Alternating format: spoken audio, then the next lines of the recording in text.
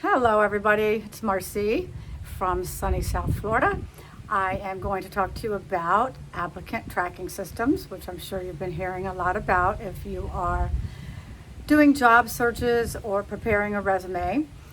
The applicant tracking systems are very important now because that's what most of the companies use when hiring for new talent. So all the things that you post, every time you post your resume on Indeed or LinkedIn or ZipRecruiter or any other job search platform, you'll be uploading your resume to an applicant tracking system. And what the applicant tracking system does is it parses resumes to make it easier for the hiring managers and recruiters to find the candidates that best fit what they're looking for. So they are going to be looking for keywords, and that's why now on a resume it's very critical that we have the keywords on there, as well as the proper formatting that aligns with the ATS platforms. So I'm going to talk to you a little bit about it today. I have 4 or maybe 8 main points. One is to talk about how it parses the resumes, and that is it scans the resumes for keywords, skills, jobs, titles, qualifications that are relevant to the position. It also does candidate ranking, so it will score applications based on how well they match the job description. So that's how your resume will be plugged out of the platform, is if you have the corresponding skills and qualifications that are part of the job posting for the position you're applying for. It also filters out unqualified applicants. So if they don't meet a certain criteria, let's say it's they need 5 years of experience in a specific industry or a specific position, if you don't have that, it could parse that out. Resume writers, professional resume writers, are able to strategize around that most of the time, so that one I'm not too worried about. And the best part for them is it tracks the candidates, and it tracks where they are, the applicants. So the applicants that they choose, the applicants that have applied for the job, now they have a tracking system to say, okay, this individual applied. We plugged it out of the applicant tracking system because they have enough keywords. We're going to choose this person as one of, say, 10 that we're going to interview. So it keeps track of that process of where they are in the process for the hiring process, or at least for the interview process.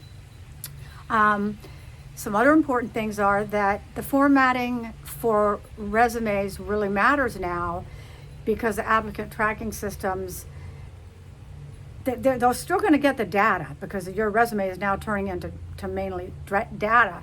But if you're picked and chosen for them to look, if you're plucked out of the applicant tracking system, then they're going to be looking at your resume. And when they open your resume up, they're going to see a jumbled mess if you don't have the correct formatting.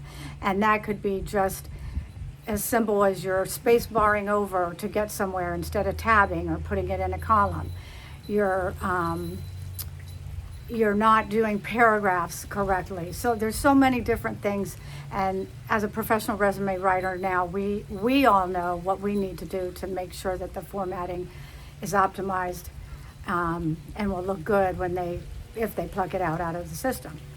So you just want to have that. You don't want to have the graphics that we used to have. You don't want to have photos of yourself unless there are exceptions to that rule. If you're a pilot, if you're in the marine industry and you're going to be living on a boat, certain positions are okay to have a photo, and some are even required to have it. But I'd say 95% of resumes should not have a photo. So the formatting matters, like I said, and so you want a clean, simple format. You want it very eye-catching, but very easy to read. And the way you can do it eye-catching without graphics is with color. The headings can be in one color and bold and a different type font, different size of font. You just want it to be very clear, concise, and easy to read for the hiring manager and recruiter. So also technology. If you can put all of the software you've ever used, or even better if you're proficient in it, make sure you put technology in a separate section. I usually put it under the keyword columns. I'll put a couple lines of technology software programs that my client has used. And obviously, you want to tailor your resume to the position you're applying for. We cannot have generic resumes anymore. They need to be curated really for the industry that you want to apply for and the position you want to apply for. There's ways that as a professional resume writer, I can still make a diverse, more versatile resume for you. It may not be as effective as a totally tailored one, but it still can get the job done. And I'm going to do a video on that and show you the resume I created that is diverse and was very helpful for my client landing the job that she wanted.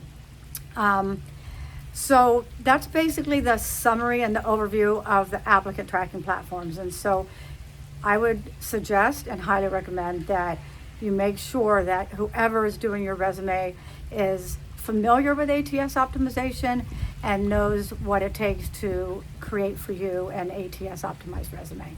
I'll be coming back further with more information about resumes and job searches, and I'm going to have samples of perfectly optimized resumes on here. So please check back, and if you like my channel, I would really appreciate it if you would like it and share it and subscribe. Thank you so much.